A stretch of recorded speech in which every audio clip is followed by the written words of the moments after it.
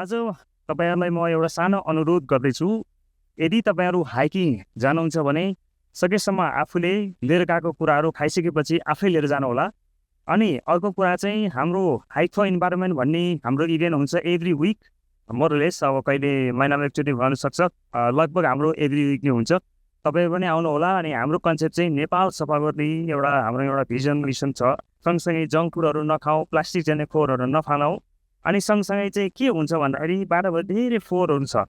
जस्तै हामीलाई राम्रो यो राम्रो ट्रेलमा आउँदाखेरि कति खुसी लाग्छ, फोहोरहरु देख्दा त्यति नै नरमाइलो लाग्छ। सो हामीले चाहिँ अब आउने अरु हामीभन्दा पछि आउने हाइकरहरूलाई चाहिँ इन्जोय होस् भनेर चाहिँ हामीले खसेको फोहोरहरु, फालेको फोहोरहरु चाहिँ सबै टिपेर हामीले रिसाइकल सेन्टरसम्म हामीले पुर्याउँछौँ। 1 केजी तपाईले फोहोर टिप्नु पर्यो।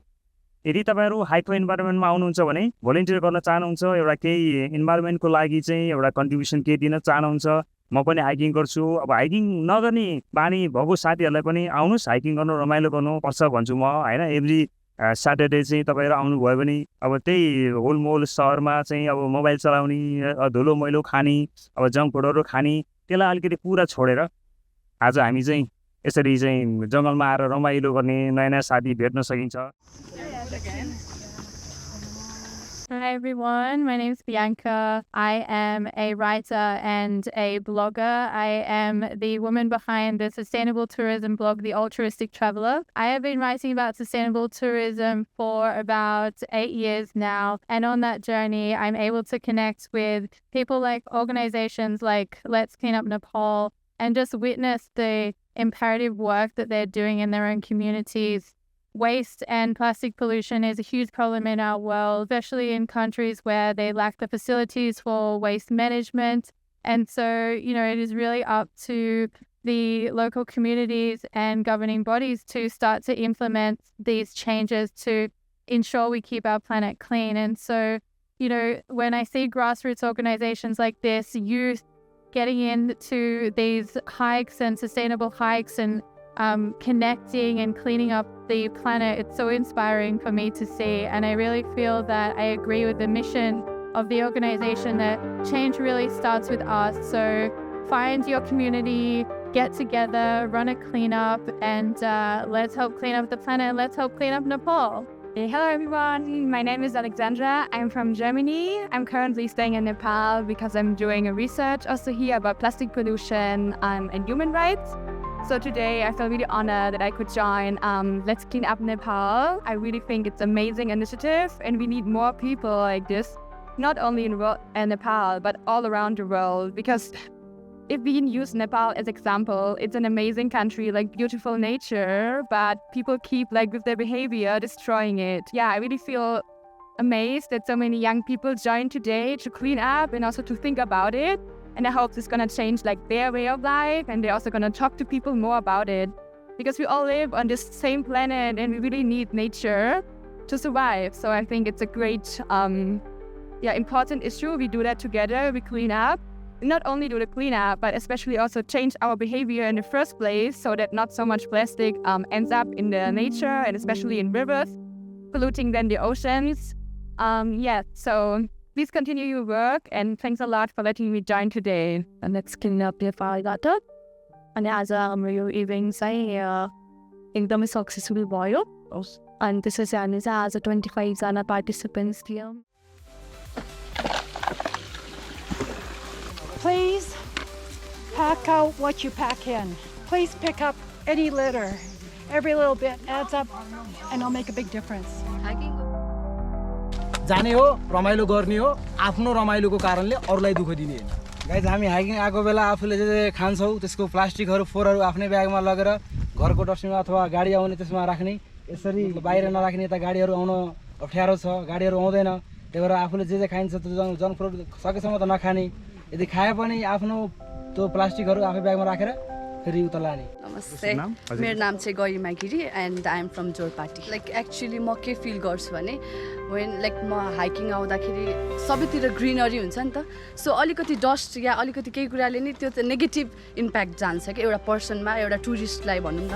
एउटा हाइकिङ गर्ने जो जतिसुकै नेचरलाई फिल गरे पनि लाइक फिजिकल्ली नै आफ्नो मेन्टली नै त्यो कुराहरूलाई राम्रोसँग हामीले वेस्टहरू लाइक म्यानेज गर्न सकेनौँ भने त्यो हाइकिङ आएको चाहिँ like it's not gonna be good.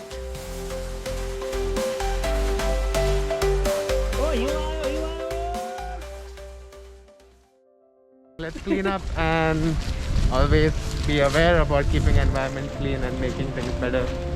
Yes. So yeah, that's the motive today. Clean Nepal green Nepal एकदमै रमाइलो रहिरहेछ. पहिला पनि आगोमा त आएको हो.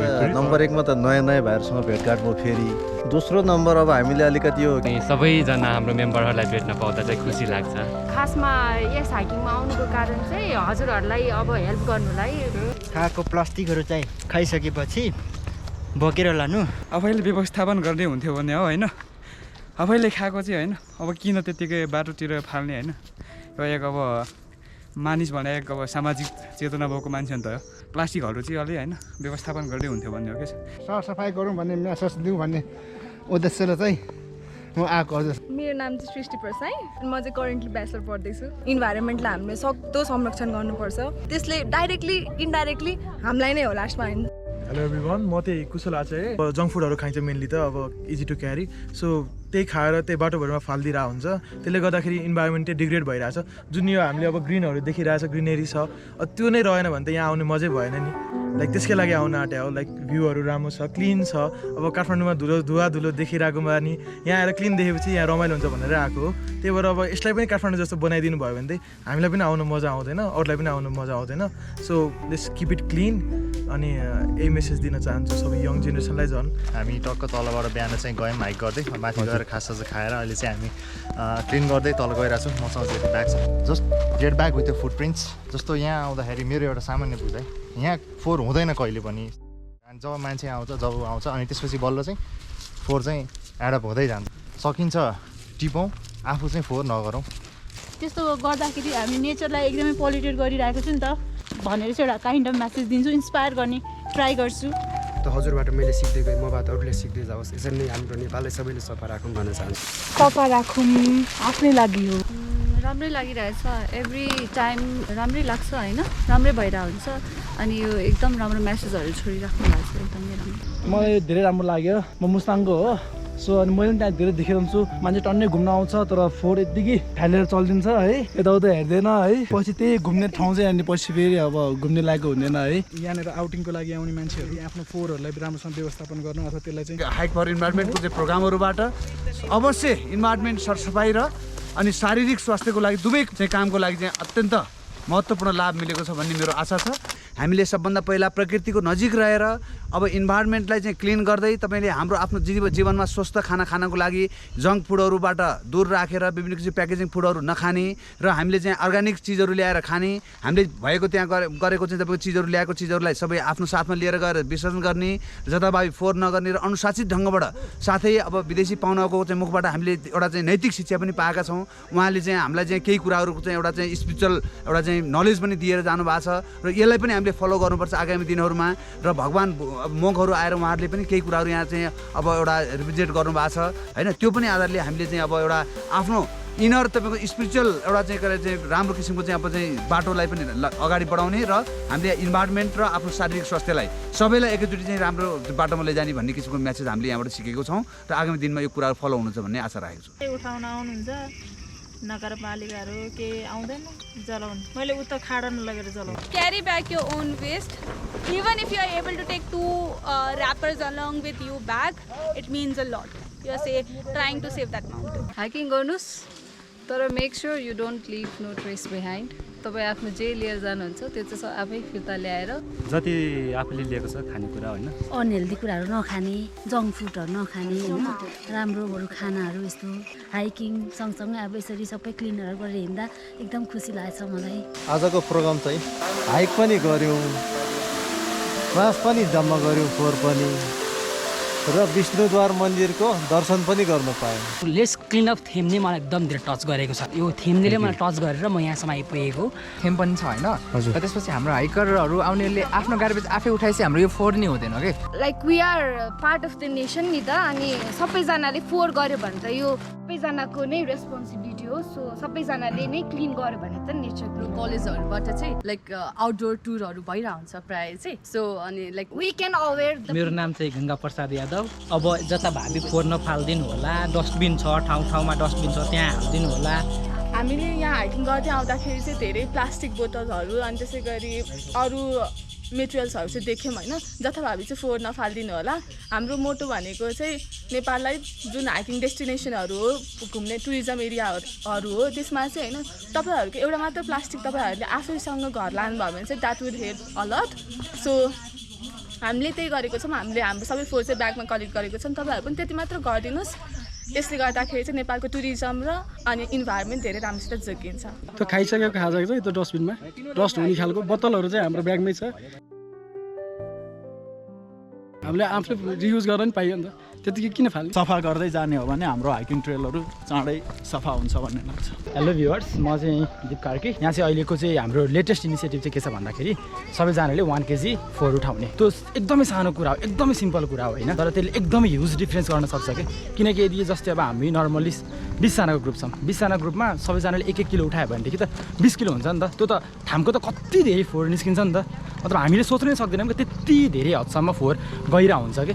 अनि यसमा चाहिँ यदि हजुरहरू हामीमा चाहिँ जुड्न चाहनुहुन्छ भने सिम्पली इन्स्टाग्राममा let's clean up Nepal search गर्दा हुन्छ, मेसेज गर्दा हुन्छ। त्यहाँ चाहिँ हाइकको इन्फर्मेसनहरू पनि आइरहेको हुन्छ। If you want to be part of some better cause then obviously you can do that. Message चाहिँ फोहोर हामी जस्तो युथ भएर किन यस्तो फोहोर के फाल्नु हुन्न, यसरी आफ्नो ब्यागमा फर्केर लिएर जानुहोस् फर्काएर। सेल्फ अवेर हुनु पर्यो मान्छेहरू। यहाँ यति फोहोर भयो, फोहोर के गर्ने चलाउने त्यो होइन नि त। यस्तो पोल्युसनहरू चाहिँ नगरिदिनु। ग्लोबल वार्मिङ छ, धेरै इन्भाइरोमेन्टल पोल्युसन। प्लिजमा हात जोडेरै भन्छु यो फोहोरहरू त्यसरी नफालिदिउँ। सकेसम्म खानु मन लाग्छ ल खानु, घरै लैजानु, आफ्नै तरिकाले डिस्पोज गर्नु। तर यसरी यस्तो डिस्पोज चाहिँ हुँदैन है, यो नेचरलाई एकदम हार्मफुल भयो। त्यति भन्न चाहन्छु। फोहोर टिप्न नि घिन जस्तो लाग्थ्यो, त्यो अर्काको फोहोरहरू किन टिप्ने जस्तो लाग्थ्यो पहिला। अहिले त यो लेट्स क्लिन अप नेपालमा हिँड्न थालेपछि यो अरूले गरेको फोहोर पनि आफूले टिप्दियो भने अरू मान्छेले देखेर अनि उसलाई नि अहिले नटिपे पनि पछि होइन यस्तो त गर्न हुँदैन मैले भन्ने एउटा फिलिङ आउँदो रहेछ। हामी त सबैले छोडेको छ भनेर हामी अब छोडिरहेको थियौँ पहिला। अब थाहा थिएन होइन। अब टुरिज्म एरियामा काम गर्ने भएर आफू अब फोहोर त फालिँदै थियो पहिलेदेखि नै, तर अरूको फोहोर चाहिँ टिप्ने बानी थिएन। तर लेट्स क्लिन अप नेपालमा जोइन भएदेखि अब त्यो हेबिट पनि भयो। यसले गर्दाखेरि चाहिँ यो पृथ्वीलाई चाहिँ राम्रै गर्ला। हाम्रो एकदम important message to understand like फोहोरहरू नफाल्ने, हाम्रो प्लानेट रिस्पेक्ट गर्ने, वातावरण संरक्षण गरौँ।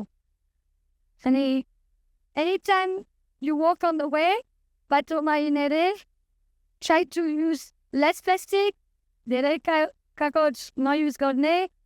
And just try to limit the plastic as much as you can. And just keep anything you use into your bag. But don't trash in the nature.